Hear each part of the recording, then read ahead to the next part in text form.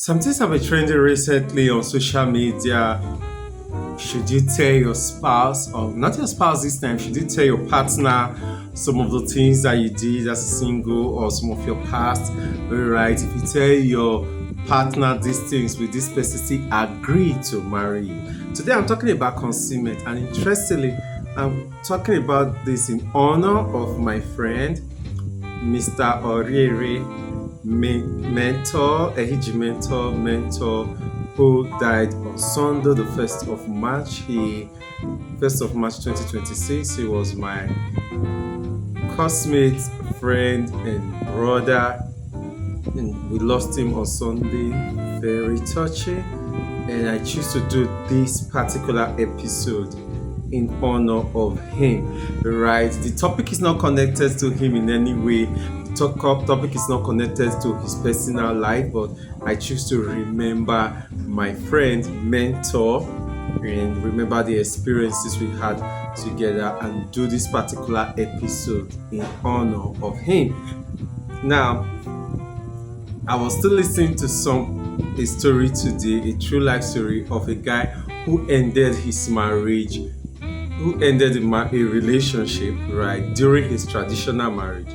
And that was because he discovered during the traditional marriage that the person he has always thought to be to be father-in-law was actually not his to be father-in-law, but the elder brother of his bride-to-be, in the sense that the girl was young, right? The old school polygamous home. So she lived with her elder brother, and her elder brother is old enough to be her father, right? So over the years, her elder brother has played the role of her father, but her biological father was still alive and living in the village.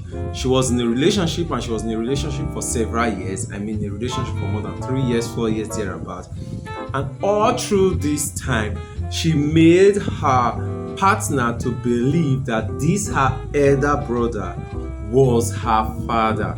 It was at the time of the traditional marriage that it was realized that this person was not the father. He was just an elder brother, that she had a biological father who was alive, who was to take the bride price. And that was sufficient enough for him to end the relationship and end the marriage. I've heard people say, oh, should you tell your spouse your body count? Should you tell your partner your body count? Tell your partner all the things that you may have done before marriage? Should you tell them? If you tell them, will they still agree to want to marry you?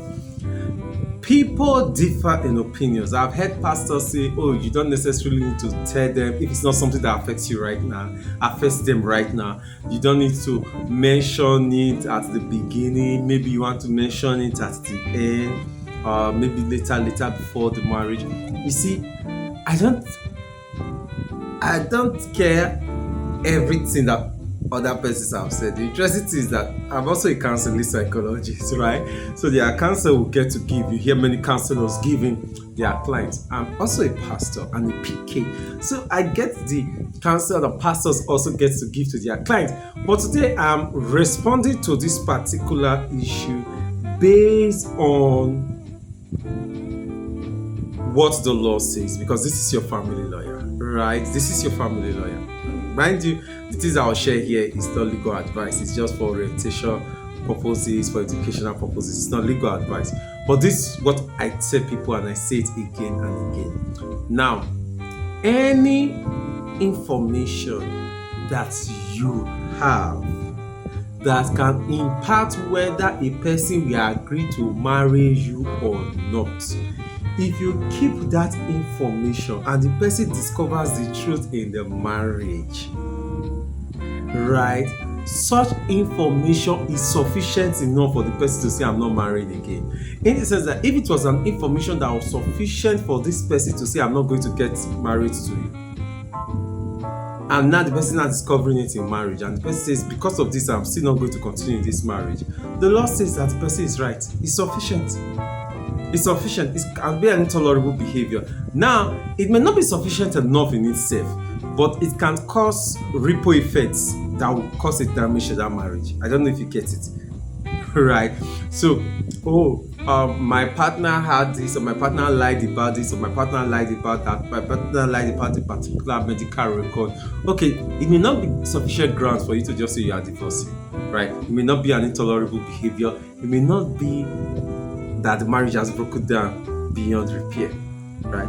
However, if that medical issue, that undisclosed medical issue, it's not causing financial stress to the marriage, it's not causing emotional stress to the marriage, it's not causing one or two troubles to the marriage. You see it right now. So if the information that you kept is not making your spouse to now have emotional distrust, no longer trusts you again, no longer believes you again, right? You see, it cannot cause a breakdown. So what I tell everyone is something simple.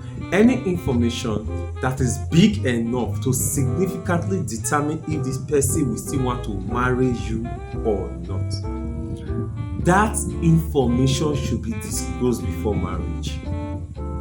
I know some people like, let's wait and see. When we get to that bridge, we'll cross the bridge. See, the bridge may ruin you for life, oh, right? The person may not divorce you, but the thing will destroy your marriage, because we have many marriages that they are just going on, and we know they are just there, right? They are just there. So regarding concealment, that's what I say. That's my counsel. Anything that is big enough to ruin the relationship, anything that is big enough to end the relationship, should be presented. Let's assume somebody says that I want to marry a virgin. Let's assume that. And they asked you if you're a virgin and you lied and you said yes. Then in the marriage, you discover that you did not have a virgin. Or now in the marriage, you are now having to deal with some ex, and we are now beginning to have some sex scandals, intimacy scandal, and the rest. Like, you did not give your partner the details of all the people you were with. And now in the marriage, people are now coming up. There's not sex scandal. There are not things coming up. There are not things popping up, and the rest. Well, choose your battles. I think that's what I'll just end with. Choose your battles. Do you want to deal with this issue now, or you want to deal with this issue later? When you are dealing with the issue later, it can end in 3 ways. The two of you can go past it. The two of you can grow past it. That's the first way. The second way is that the marriage can end in divorce.